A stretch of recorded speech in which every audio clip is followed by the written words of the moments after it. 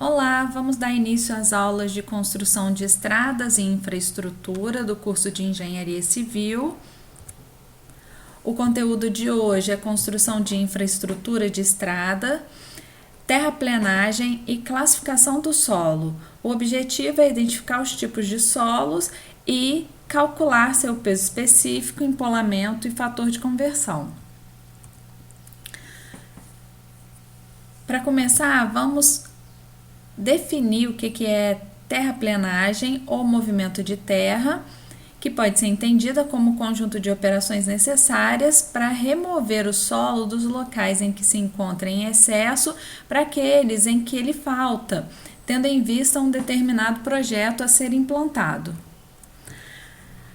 A terraplenagem ela é executada por 4 operações básicas ou ciclo de operações, de terraplenagem. Eles podem ocorrer em sequência, essas operações, ou com simultaneidade, ou seja, o equipamento com uma só ação pode realizar mais de uma operação.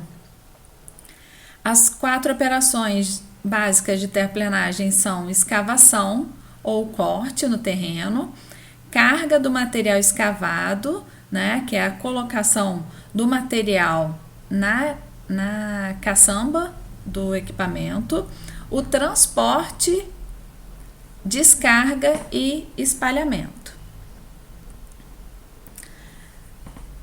Essas operações elas podem ser executadas pela mesma máquina ou por máquinas diversas, ou equipamentos diversos.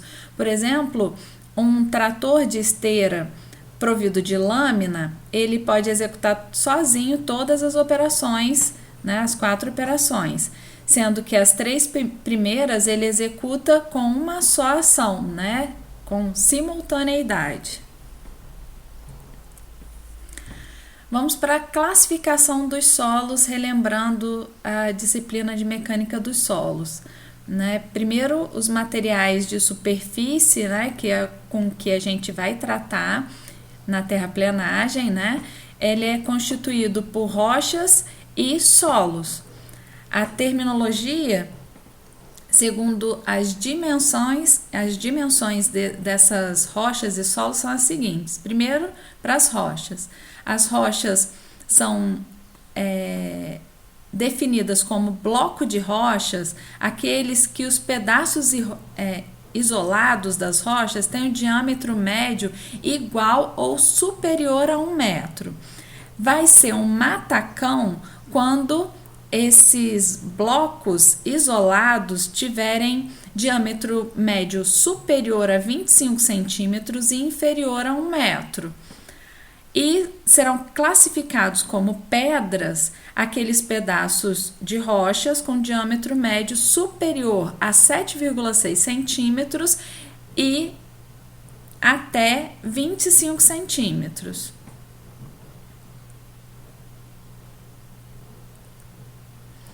Os solos são os materiais da crosta terrestre constituídos por partículas de diâmetros inferiores aos 76 milímetros, ou 7,6 centímetros que a gente viu que já é rocha.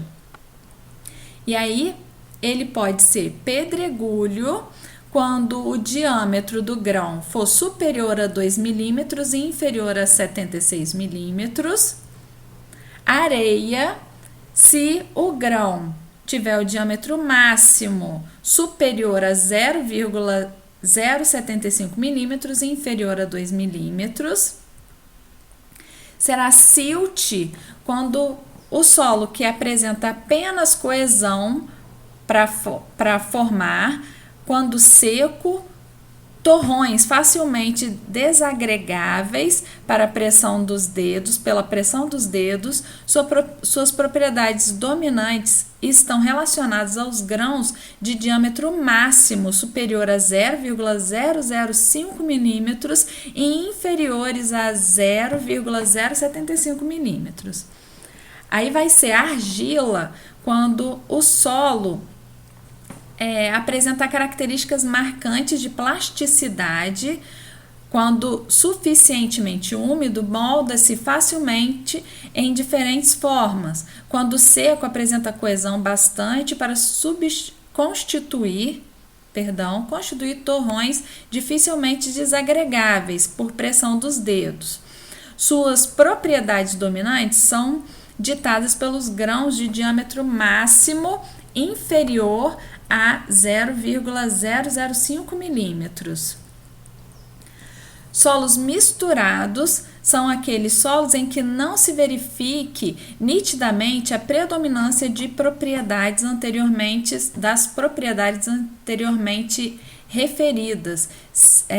Serão designados pelo nome do tipo do solo, cujas propriedades forem mais acentuadas, seguindo de adjetivos correspondentes aos que o complementam ou completam. Por exemplo, argila arenosa ou argila silto-arenosa significa que ele tem uma quantidade maior de argila, uma porcentagem maior de argila e uma parte menor de areia. Ou, no primeiro exemplo, ou no segundo exemplo, uma porcentagem maior de argila, parte de silt e parte de areia ainda.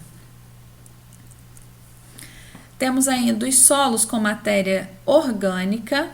Caso um dos tipos acima ou anteriormente apresente teor apreciável de matéria orgânica, será anotada a sua presença. Aí a designação desse solo vai ser, por exemplo, argila arenosa com matéria orgânica. As turfas são solos com grande porcentagem de partículas fibrosas de material carbonoso ao lado de matéria orgânica do estado coloidal. Alteração de rocha é o solo proveniente de desagregação de rochas in situ pelos diversos agentes geológicos. Será descrito pela respectiva textura, plasticidade e consistência ou compacidade, sendo indicados ainda o grau de alteração e, se possível, a rocha de origem.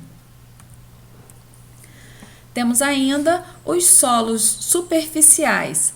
A zona abaixo da superfície do terreno natural, igualmente constituída de mistura de areias, argila e matéria orgânica, exposta à ação dos fatores climáticos e de agentes de origem vegetal e animal.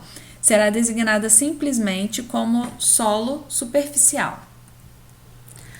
Temos ainda a classificação segundo ao desmonte, que é o que vai realmente nos interessar na hora de fazer a terraplenagem, o transporte desse solo, desse material. E o desmonte, a gente precisa ver o que a gente precisa identificar que vai influenciar esses fatores. Para as rochas, a gente precisa analisar o grau de compacidade, que é o estado de alteração provocado por diversos agentes naturais, reduzindo as suas características originais de resistência mecânica. E quanto aos solos, nós temos que analisar o teor de umidade, tamanho e forma das partículas e os vazios, né? A questão de empolamento. Após a mecanização, a classificação passou a se basear no equipamento capaz de realizar economicamente o desmonte. Então, a classificação vai ser baseado na dificuldade de desmonte desse solo para depois ser transportado. E aí a gente vai classificar em primeira, segunda e terceira categoria, sendo que a primeira são os solos que podem ser escavados com auxílio de equipamentos comuns, como trator de lâmina, moto scrape, pás carregadeiras. Os de segunda categoria, os materiais de segunda categoria, são aqueles removidos com equipamentos já citados, mas que pela sua maior consistência exigem um desmonte prévio feito com escarrificador ou emprego descontínuo de explosivos de baixa potência.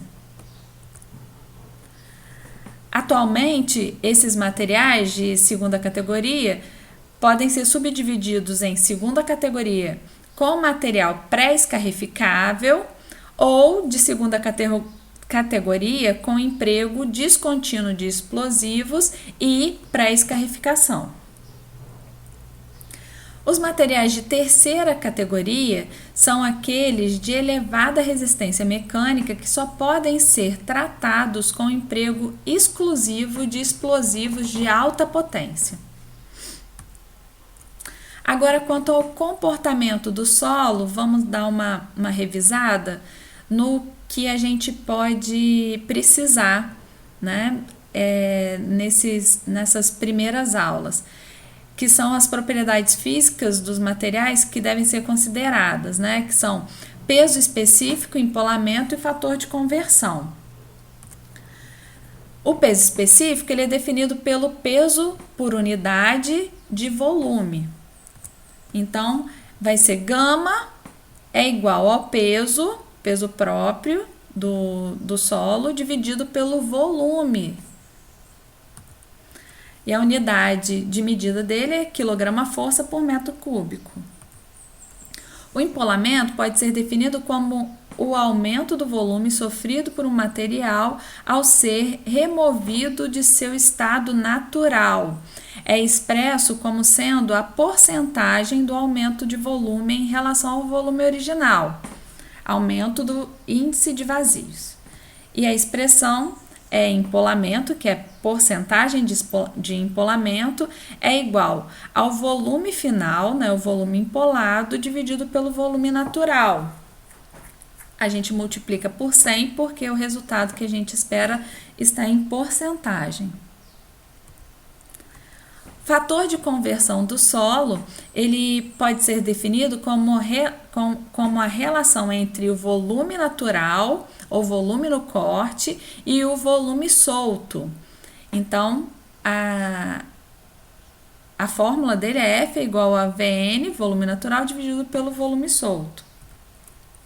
Agora, a gente pode fazer uma relação entre o empolamento e o fator de conversão. Quando a gente tem um ou outro, né, e a gente quer descobrir o próximo, né, se a gente tem um empolamento e quer descobrir o fator de conversão, ou tem o fator de conversão e quer descobrir o empolamento, a gente pode usar essa fórmula aqui. A porcentagem de empolamento é igual a 1 dividido pelo fator de conversão menos 1 vezes 100, ou isolar o F e descobrir a porcentagem de empolamento.